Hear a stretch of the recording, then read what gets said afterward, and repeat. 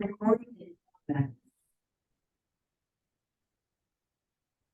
let's get started. So welcome to Apara's Nonprofit Bites and Insights. These are a webinar series that are tailored for nonprofit professionals. And we have invited speakers and experts from all different industries to come share their knowledge and insights with us. So this month, we have been focusing on AI, specifically generative AI. Now, if you don't know what I'm talking about when I say generative AI, I'd highly recommend that you check out the webinar that we did to kick off the series around the introduction to AI. Speaker did a really great job defining it and giving us a history of AI, where we are now, and what to expect in the future. So that link will be shared with you in the follow-up email. Last week, we did AI around the Microsoft space. So if you are a Microsoft user, if you haven't heard of Copilot, you definitely will. They did a good job around talking about some of the updates that Microsoft is doing around AI. Specifically, it's called Copilot. So if that's something you're interested in, would recommend you taking a look at that recording. We are wrapping up this series this week. So we got our rescheduled date for ChatGPT. We have Markus Hill with us, diving into everything ChatGPT. And then on Thursday, we will go into AI for Google users. So just as a little reminder for those of you who've attended our last webinars, so we are doing a drawing. So if you attend at least 2 out of the 4 webinars, you'll have the option to opt in your nonprofit to enter a drawing where 3 nonprofits will get to receive a 1-hour AI consultation session for free. We have some amazing volunteers who are ready to do some deep dive with you to see how you can start integrating AI into your workflows. So a few housekeeping details before I turn it over.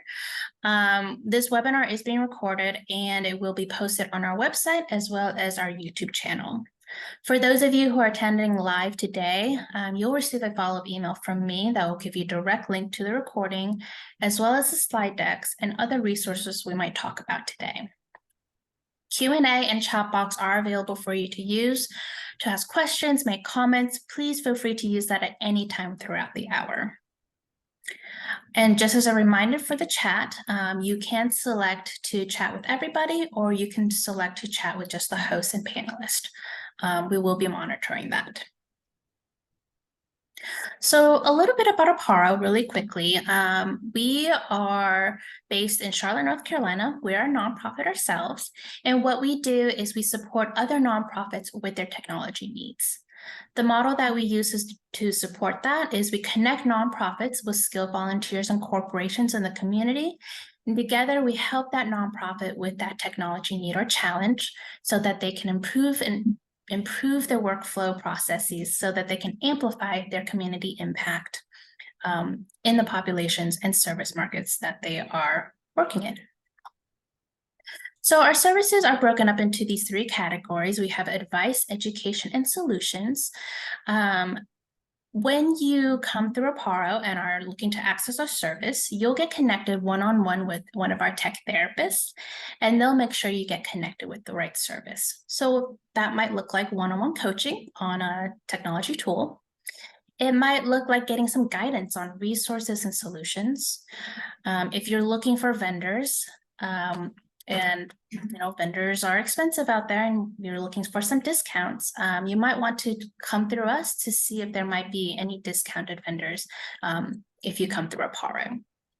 We also offer customized team trainings if you're looking to upskill your staff, as well as our community impact projects where we help make sure that you get a tailored solution to your technology need or challenge. I do want to quickly highlight one of our newer services. So we have a lot of volunteers that are ready to help evaluate nonprofit websites. So what it will look like if you sign your nonprofit up, the volunteers will go into your website and score it using various user experience criteria from the perspective of your key audiences. So that includes clients, donors, volunteers, and the general public. If you look on the image to the left, you'll get an idea of the categories and the criteria the volunteers will be assessing your website. So they'll look at how easy is it to navigate your website? How visually appealing is it? Is it engaging? Is the content good? How does it look on mobile? So the feedback that you receive is really to help you identify your website strengths, as well as some areas that you might want to improve on. So this is a free service, and there's very little commitment. You can feel free to take or use the feedback. So if that's something you're interested in, go ahead and sign up. There's that QR code there if you want to go ahead and do that. I will also drop the link in the chat in a moment. Finally, I promise, these are the different ways to connect with Apara. So if or when you decide you are interested in our services, best way, go to our website and complete the request form. If you're interested in staying up to date on our programming, I would recommend to subscribe to our email list. You can also connect with me. I'll be happy to help you. And then finally, if you do like what we do, please consider writing a short Google review. All right, that is it for me. I'm going to stop sharing and turn it over to Markus.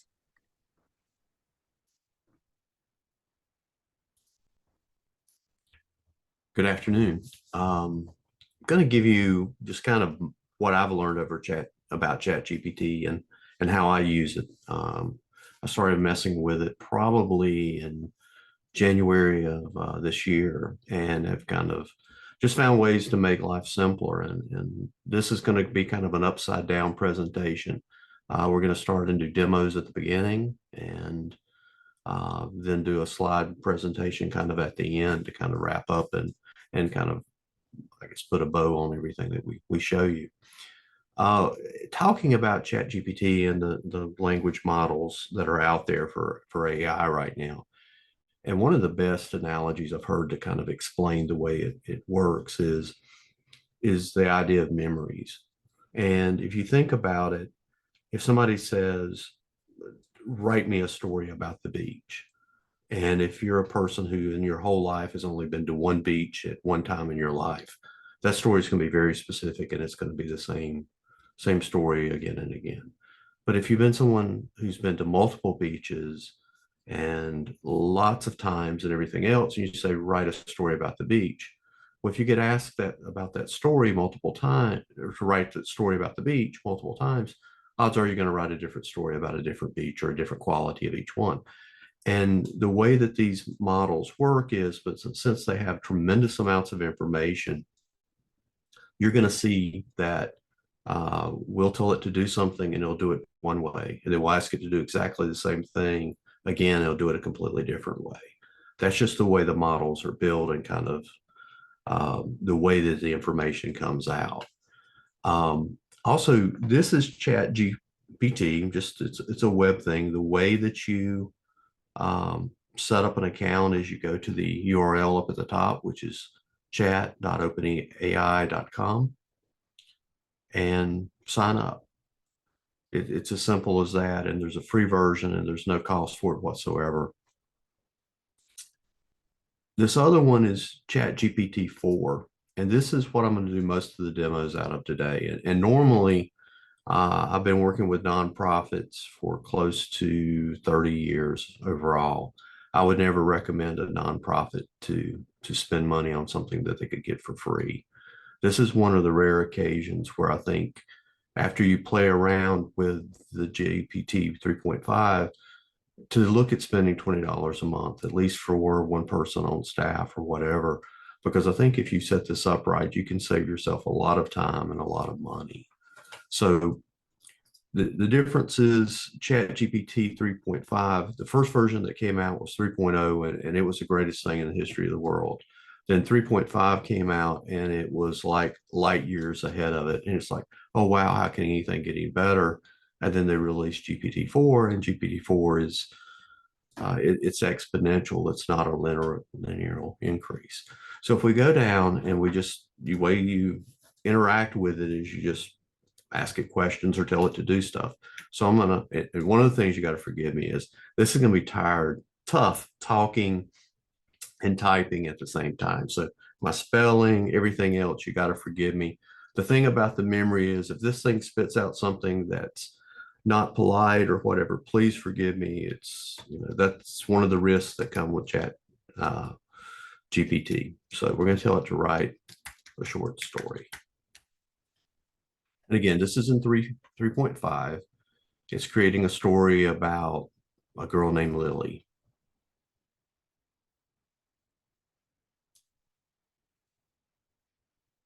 And that's really nice, and it does it very well. Then we go up into a new chat and we switch to GP4.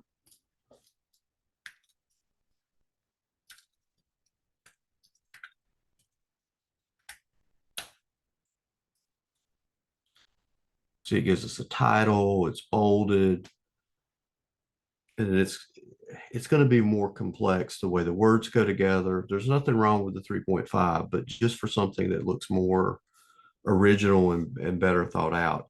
And as you can see, it's much slower to generate.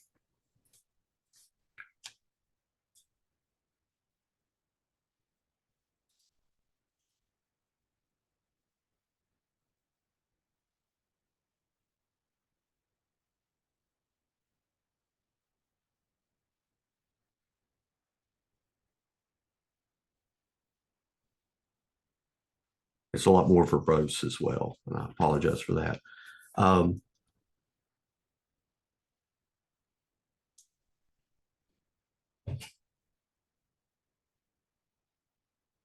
Okay, that's a really sweet long story.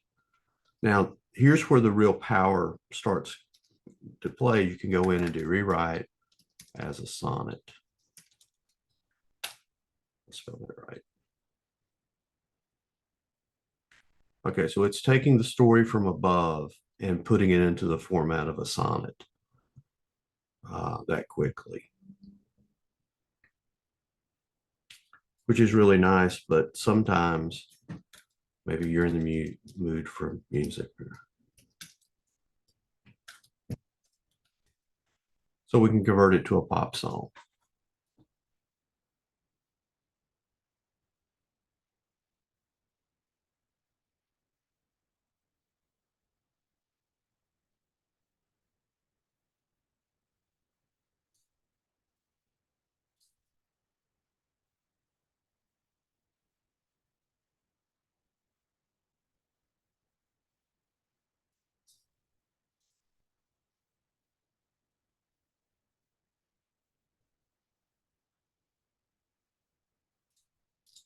And last but not least,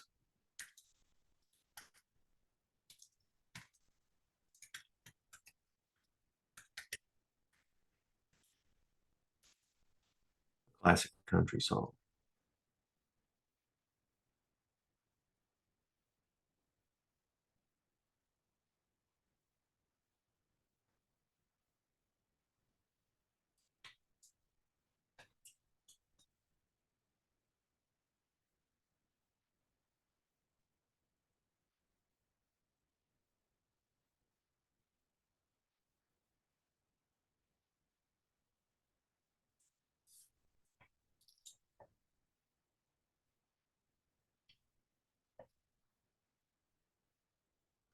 Okay, at this point, you're probably wondering why in the world, how can I apply this to a nonprofit, and how can I make this something that is going to help me in my day-to-day world?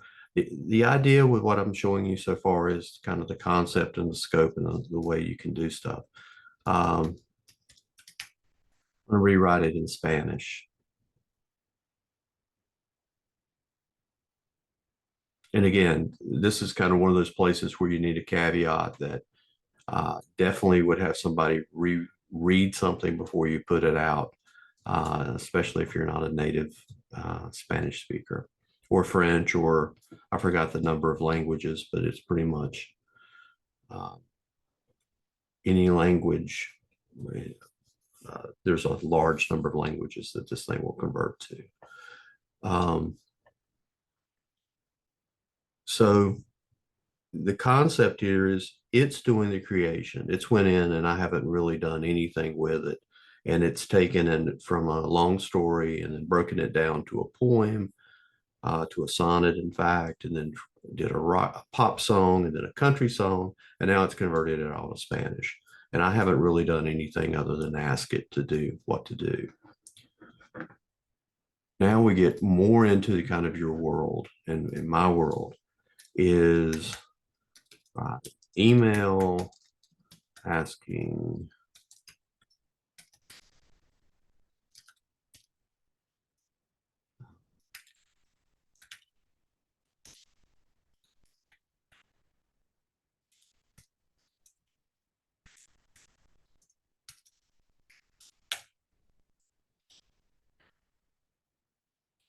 so just by saying, hey, this is what I need to do. I need to write an email to clean out the company fridge for Saturday. It goes in and it makes all the assumptions about why I want it to be cleaned and what are reasons or whatever.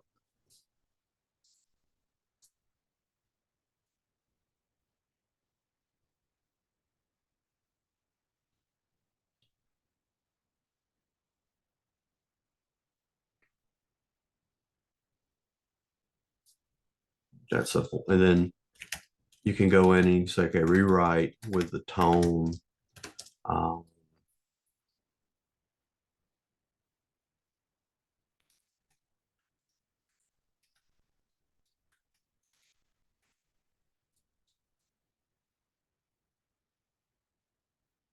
and again, it's kind of like switching from a country song to a rock song or a pop song, but you can change it from um, turning it from an email or whatever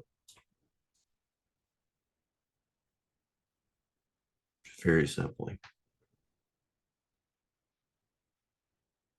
Now, my advice and what I do on these type things is I'll go in and reread them, and some of it's kind of fluff, some of it's too much or whatever. And that's a pretty long email. So then I would just say,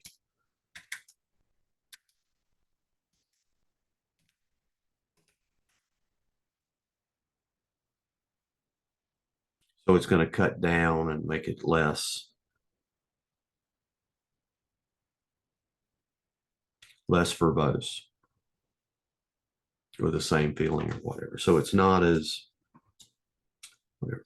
The other thing it'll do a lot of times, if you tell it to write an email or a company email, it'll get all super formal and stuff, and you may need to back it down.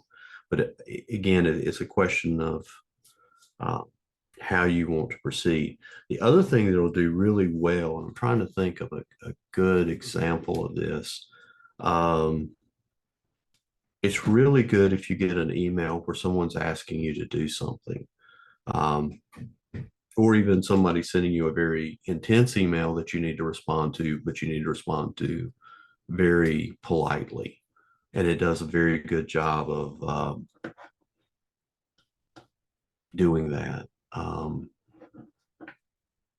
Don't let me go in and set up a new chat.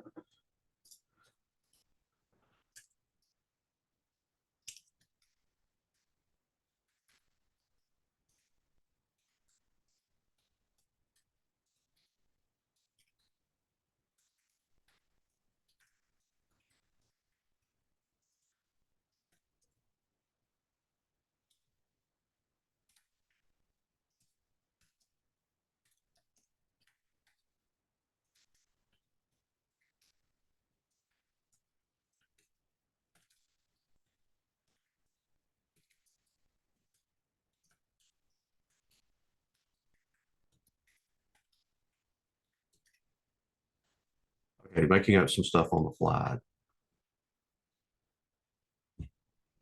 But again, just showing you how well you can take very little things and really build out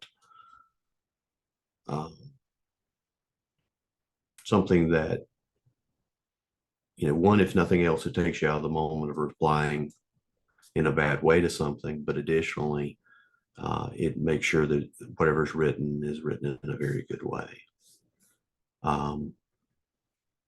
Again, this is something that I may look at and I'll say, well, I don't really like the way it handled that. I think there's a better way to do it. And then you can go in and say, rewrite, noting that the no team involved.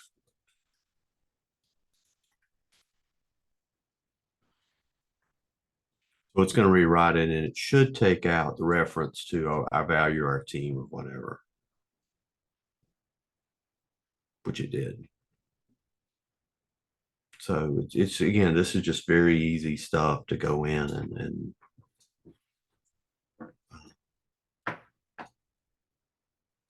kind of run with. So I'm going to go in and take it to the next level. And this is something that I'll do. I'm going to write a policy about the fridge.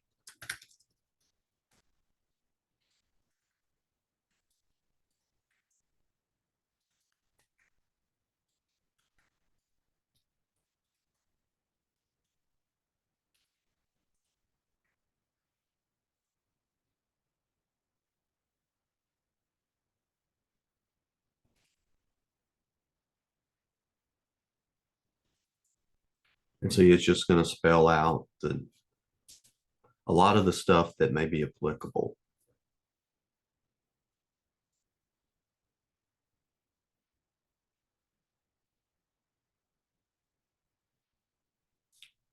So when it finishes, again, remember the memory, you know, I try this and it's short, and it's going to be a little bit longer.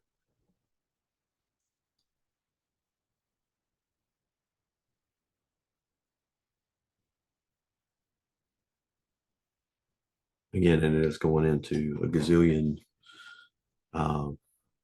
details. But the good thing is the enforcement is you could lose your refrigerator privileges. There's no chance of termination.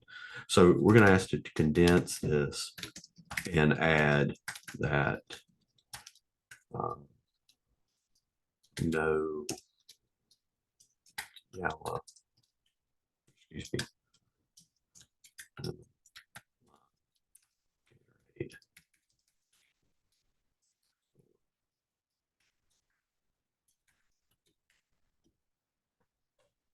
And it's going to go back and it's going to rewrite it.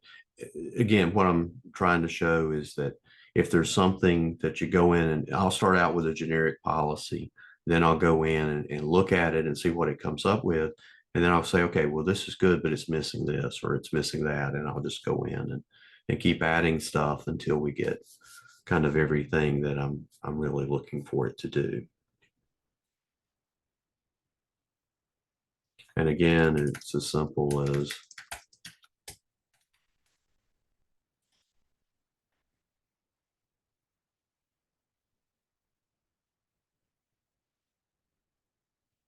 convert it to Spanish.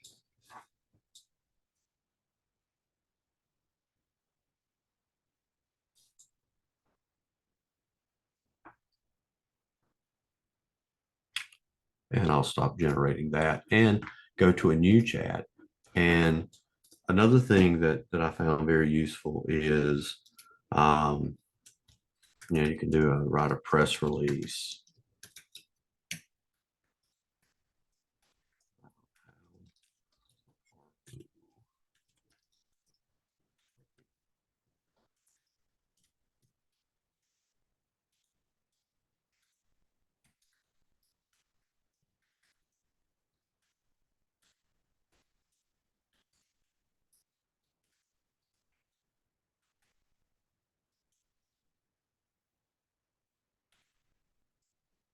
And again, it doesn't know anything about Paro, but it's just going to go in and make up this story about Aparo, and it's going to be, you know, pretty cool reading.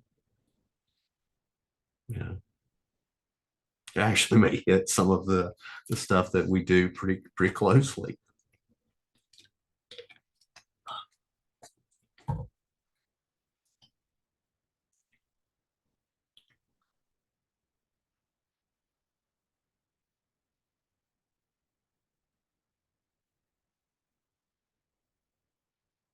And again, the way that I would use this is I would use this as a starting point, and then I would go back and after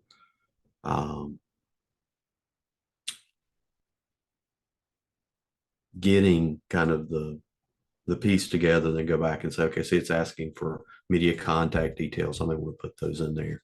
And I may just kind of copy those out to Word or whatever. And then I can go back and say, okay, now write a tweet. Write as a tweet.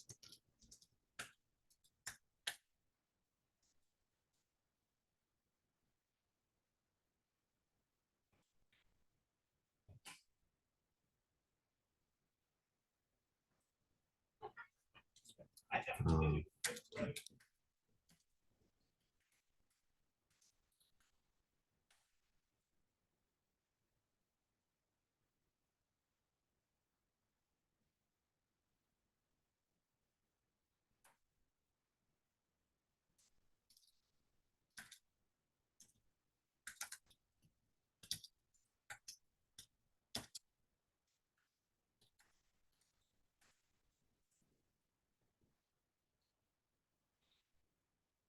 and again, it's tailored for kind of the posts that work on the different platforms.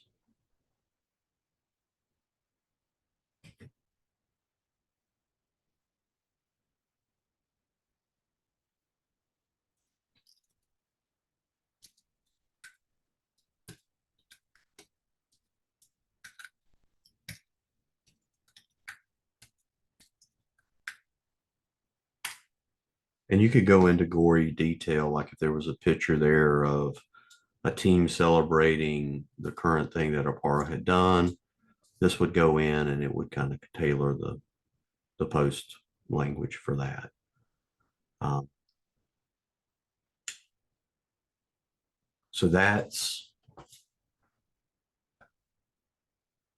still kind of creation, and it's a little bit more of, and I hope you're seeing that you can go in and you can kind of tailor what it gives you. And if you don't like what it's giving, you can go back and say rewrite and remove this or add that. Now, if you're wondering how do you get this to use something with it, there's a little copy button right here. So you would just hit that and you get the check, and then you can copy and paste it into Word, uh, OneNote, whatever note tool that you typically use. And the other thing, thinking back to the memory that I brought up at the beginning of this, I try to copy the stuff that looks good to me, because there's no chance that I could give it again. And say if I want a different version of this one, I kind of like it, but I want a different one, I could tell it to regenerate, and see how it shows 2 of 2 here. So it's going to give me 2 versions of the same post. And playing with like Google Bard and some of the others, some of those will generate multiple versions of this at the same time. So, and so it asks you if it's better or worse, and for all intents and purposes, it's the same. Okay, the last section I want to talk about is kind of filling in the technical gap, and this is something that I use really daily, because again, my memory is nowhere near as good as it used to be, and hopefully, um, this is a tool that has made it a lot easier for me to do a lot more technical stuff than in the past. And the way I would have worked in before would have been, if I have a problem and I'd go to Google and I'd say something, I'd do a search and say, how do I split the first name?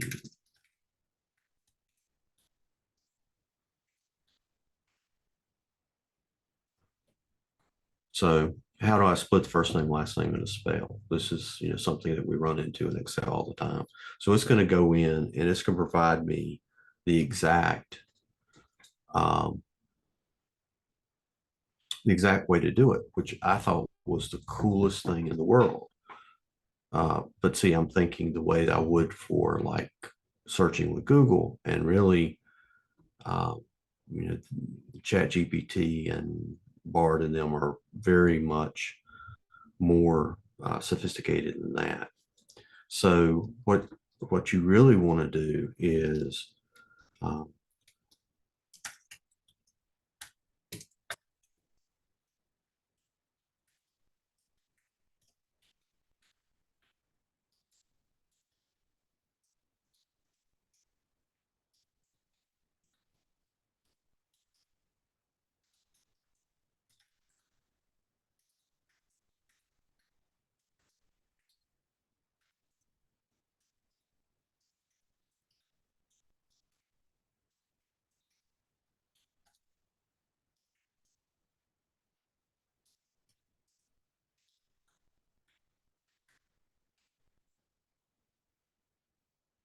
So what I did is I was explicit about exactly what I want to do.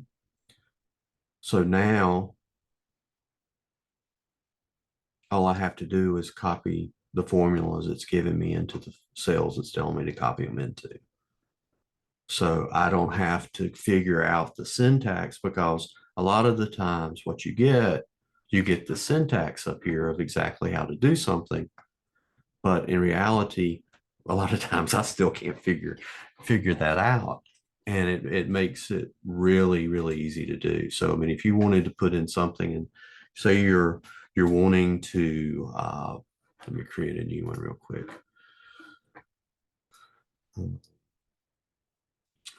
see. Say you have a donor, and their give amount is uh,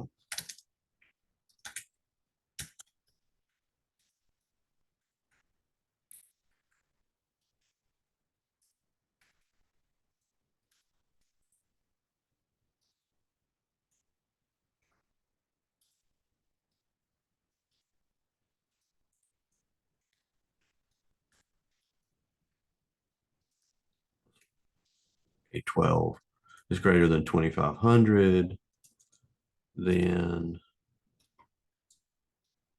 place A, B, cell B.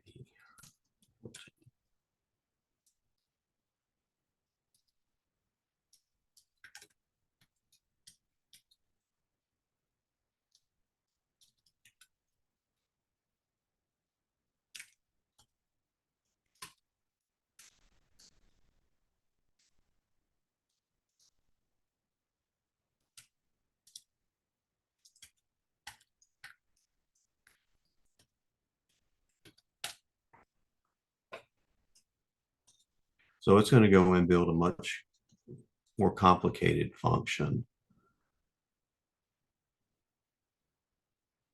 So you're just going to copy that to B14, and then that's going to take care of it. And I've used it to create very complex looping type things where it's evaluating multiple cells and everything else. And again, you can sit down and look at the syntax in Excel and you can do it, or you can just kind of spell out what you're trying to do and it'll put it together for you.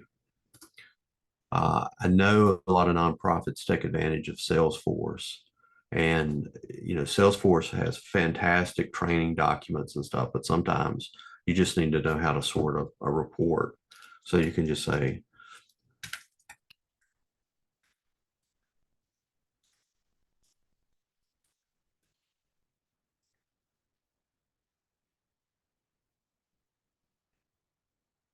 and again, it's going to walk you through step by step on what to do. And again, this will work in 3.5. A lot of this stuff will work in 3.5. The thing that I found is in 3.5, sometimes the information it gives you is not nearly as accurate, or it's not as verbose. And sometimes when you're trying to figure out, more complicated stuff, it takes a lot more time. Um, or it can get you running on goose chases, whereas 4 is a whole lot more, it's accurate and I guess better thought out, for lack of a better term. And again, this is all stuff you can copy and paste. And what we do a lot of times is when we look up something like this, we'll put it in our wiki or whatever. So you can go in and say, write this in HTML format and put it on your website or whatever that you want. Because again, it's kind of like converting to the poem. You can say,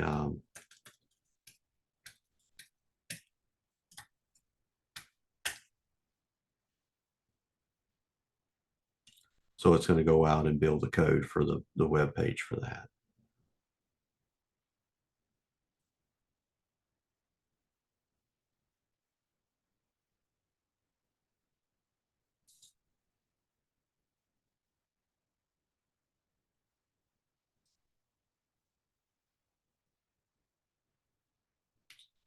It doesn't yet have the ability to export to an Excel file or a document file in the base version. And there's some plugins out there that allow you to do a lot of stuff. And that's kind of the ultimate end with this, is kind of going out and building the stuff for you.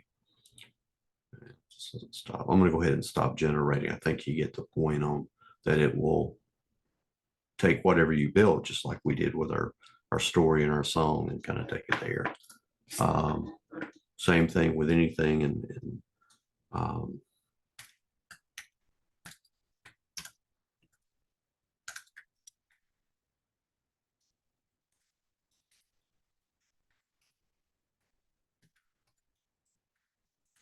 as an IT guy, I don't like large file attachments in email. And just sorting stuff in Outlook as a whole can change or whatever. But again, any kind of application that you're using, this gives it a very easy way to go in and be able to at least try to figure out how to do it.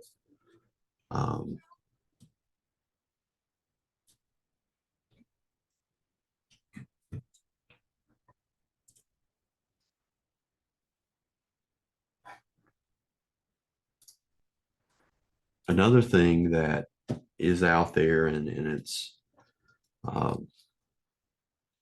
guess it's controversial to some extent, but if you're reading a book and you want kind of a summary of it, like I just finished reading Culture Code, you can say,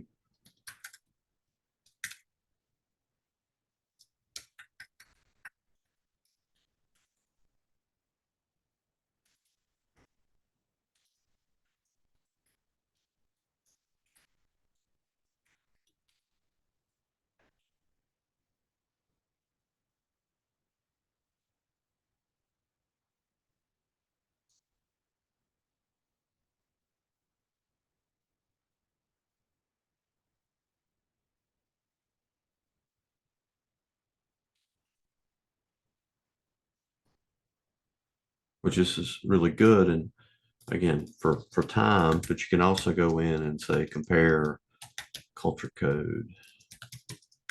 Here's it again.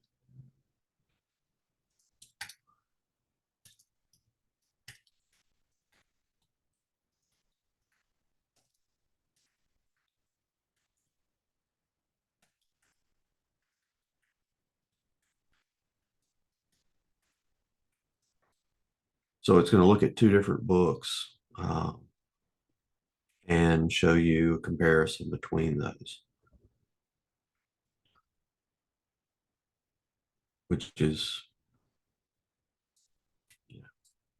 amazing, especially if you read a lot and there's a lot of information that sometimes you see things that you don't. That's really all I have on the demo portion. One thing I would say is, again, we'll talk about it a little bit in the slideshow part, but there's a lot to be careful with as far as what's coming out of it. I mean, I've read both of these books, and this information is just dead on. But that's not always the case. So your level of context, your kind of subject matter expertise needs to come into play. But what ChatGPT can clearly do is make a lot of the task of almost like writer's block, if nothing else, kind of go away, because you can at least get a start on something and putting it together. I'm going to stop sharing this and switch over to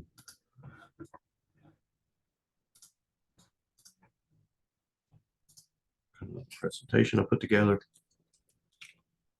And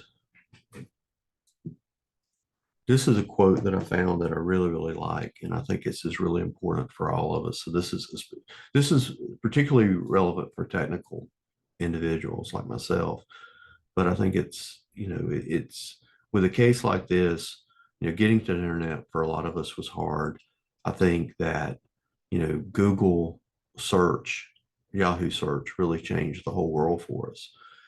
And what we're seeing with tools like ChatGPT, Bard, uh, and the other gazillion AI chatbots that are out there now, is that we have to kind of constantly learn. And I think the thing that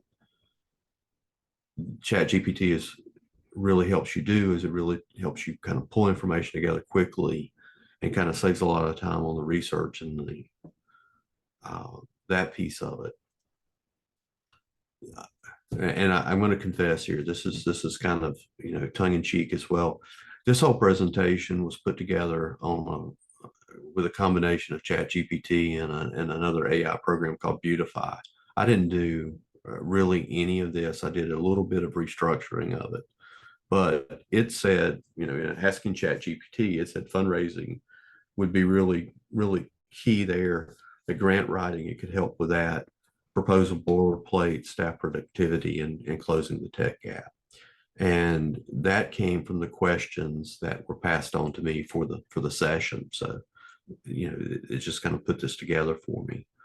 And again, this is for writing grants, or excuse me, for fundraising. It's refining the language for clarity. And that's one of the things is that sometimes I'll find myself and I'm writing in circles and it's kind of, it finally makes sense to me, but then have somebody else read it and it doesn't. And it kind of cuts down on the time it takes to do something.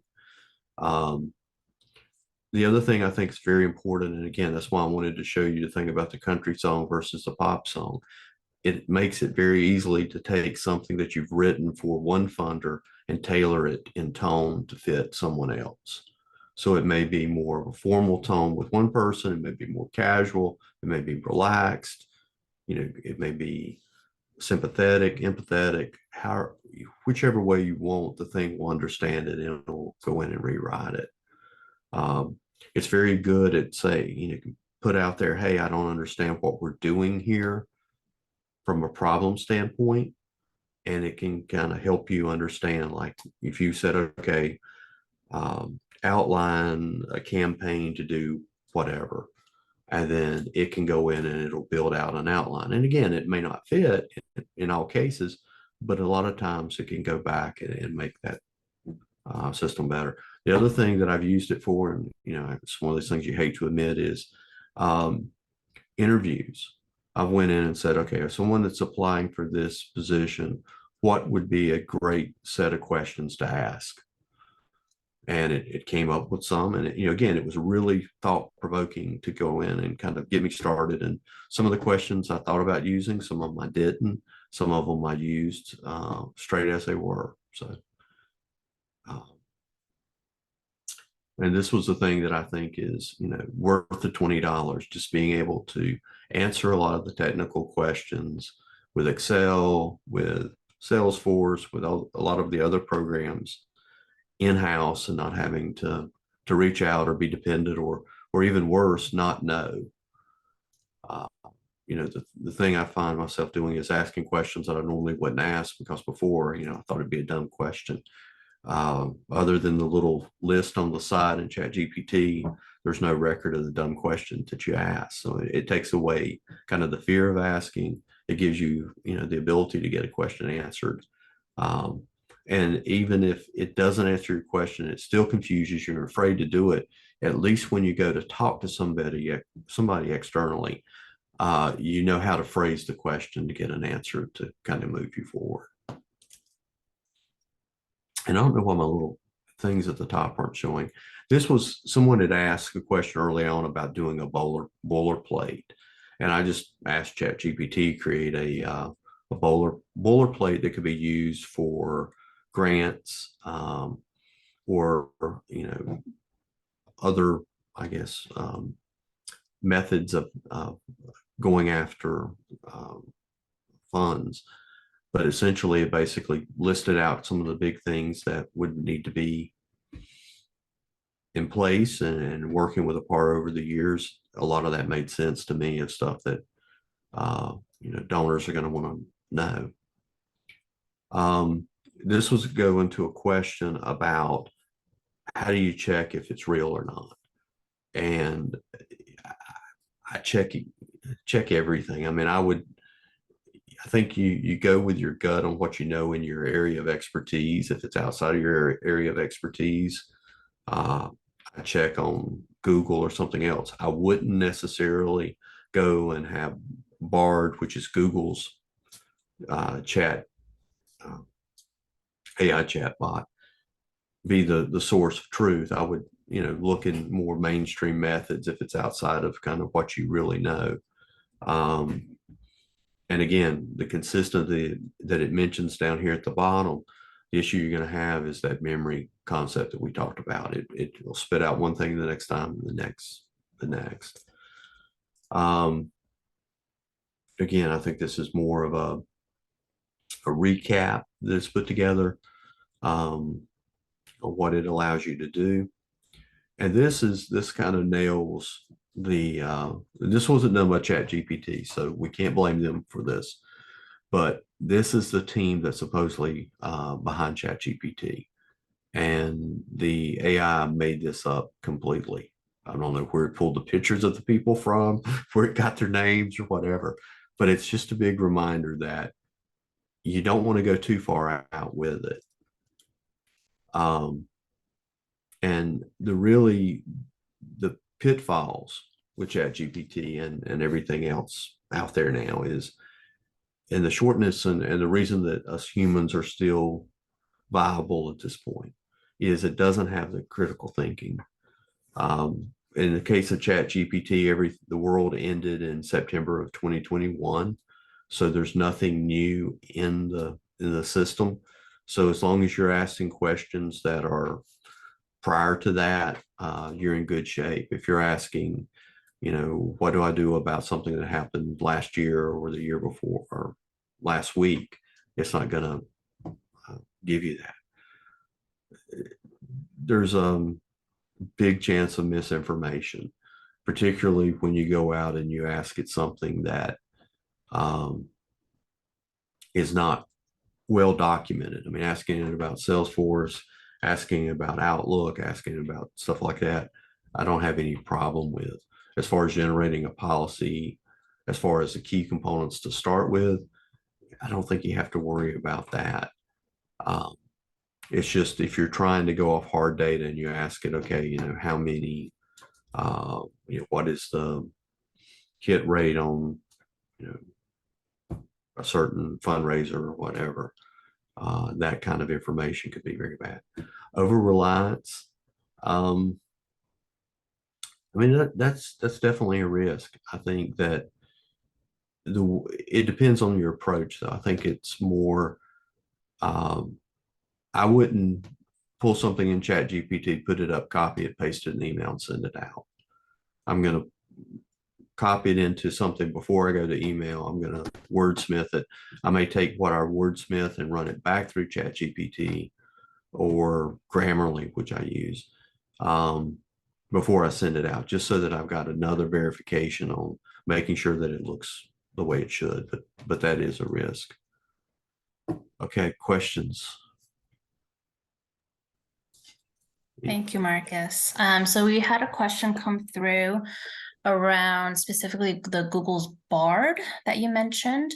So one, if you can take a moment to explain what Google Bard is, and then the second is, do you have any thoughts on the differences between ChatGPT and Bard in terms of the advantages and disadvantages? That is a really good question. I play with both. I end up using ChatGPT more often. They have personalities in the way that they both work. I mean, Bard is just Google's version of ChatGPT. It's based on a slightly different engine, I believe. And some of the stuff it comes back with is very, very helpful. I haven't found it to be as dead on as ChatGPT today, or in the last, I guess it's probably been a month since I really dug into using stuff with Bard. A lot of days I'll have ChatGPT and Bard both up on different screens in my office, and we'll go back and forth and just kind of test and whatever. the thing that I don't want to, I think the big thing is use both of them work basically the same way. Bard will give you three versions of kind of every request. Um, I think that it just comes down to a personal preference, which one you like best and which one works better for you from that standpoint. So we know Google has Bard. Does Microsoft have one? Microsoft has Bing, which is um, they've kind of built that in. So now when you're doing searches, you'll start seeing feedback from both Bard and from Bing automatically generating an AI response to the search that you did. Um, I don't want to say Bing is bad, but and it's based on ChatGPT in the back end, but it's not. Again, I can. It takes more rework, or at least the last time I used Bing, than it did with ChatGPT for the way that I use it. And again, that's a personal choice more than anything else. Um, there's some things that Bing does extremely well because it is live and it is current, so it's pulling live information. But kind of the space that I use, ChatGPT uh, works for me.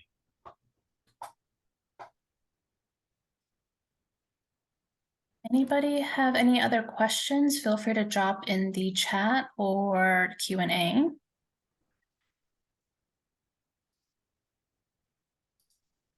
Looks like some of our folks have been using ChatGPT already. We had one comment about using a press release for a new program, blown away by the time it's saving.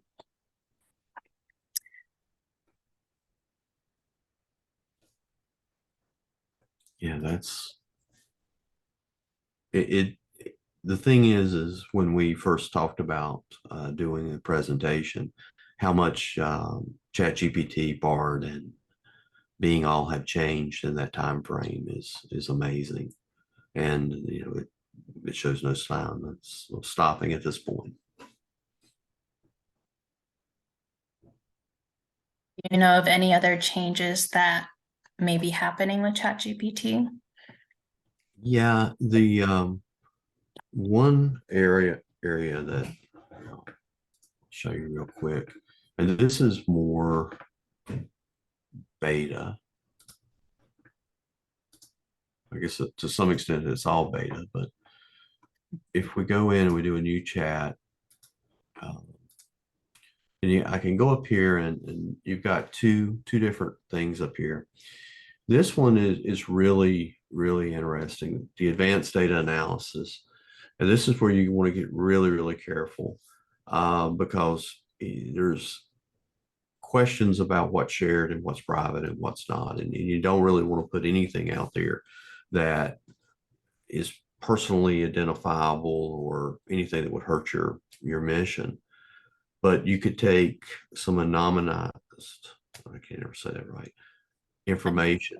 But basically, you can upload a spreadsheet file to it and tell it to show you what's significantly or statistically significant in those numbers.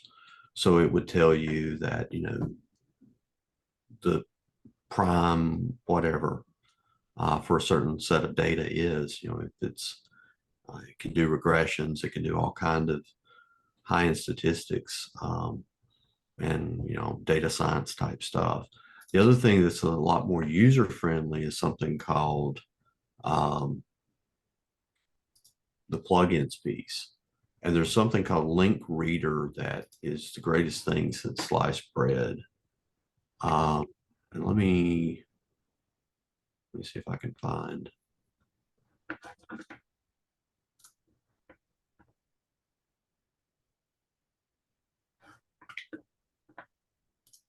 So I'm going to just go to Apara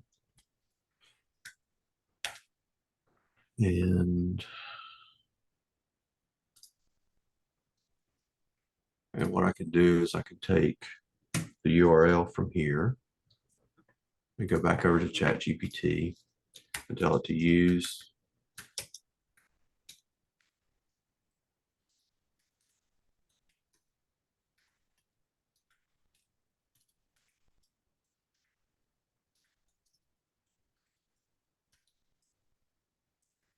Put in the link. And again, this is the kind of thing that's kind of scary to do on a live demo, because sometimes it works, sometimes it doesn't. But it's going to use that plugin. It's going to go out and read the website, and then it's going to come back and tell us exactly what's on that website,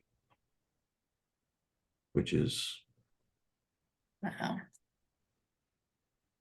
amazing. You can also use that if there's like a PDF, like terms and conditions or something like that. Again, it's not going to replace legal counsel by any means, but going in and have it read and say, okay, what are some concerns based on what's there for somebody that's doing whatever. Some of the other plugins are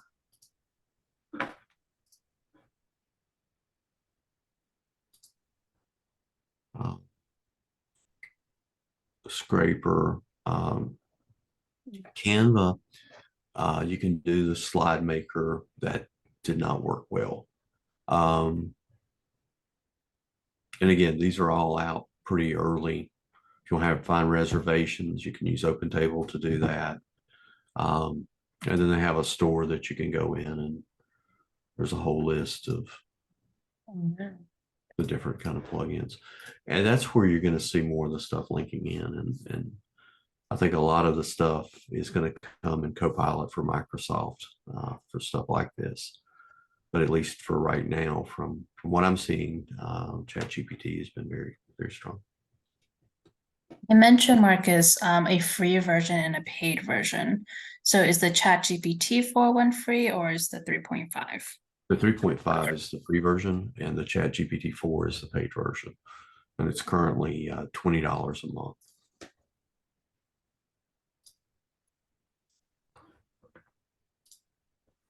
And again, 3.5 is very good. It's just if you're going to be writing policies or actually or your press releases or something that you're paying somebody to do, this 4 can handle a lot of the legwork to maybe not fully get rid of that expense, but definitely reduce it. Great. I think those are all the questions. We can go ahead and start wrapping up. Thank you, Marcus, for your time and showing this amazing demo. Sounds like a lot of people expressed interest and fascinating. That's right. So I will be sending a follow-up email to everyone that'll include the link to the recording for helping you process and getting you set up with ChatGPT if you aren't already using it. I'll also try and put some instructions in the email. If you are new to ChatGPT and haven't created an account, I'll put that in there as well. Other than that, a survey is going to pop up when we close this webinar, so please take a moment to fill that out. If you are interested in more things AI, please put that into that survey so we can figure out what best next steps will be. So again, thank you so much for your time, Marcus. Thank you everyone else for attending, and have a great rest of the week. Bye. Yeah.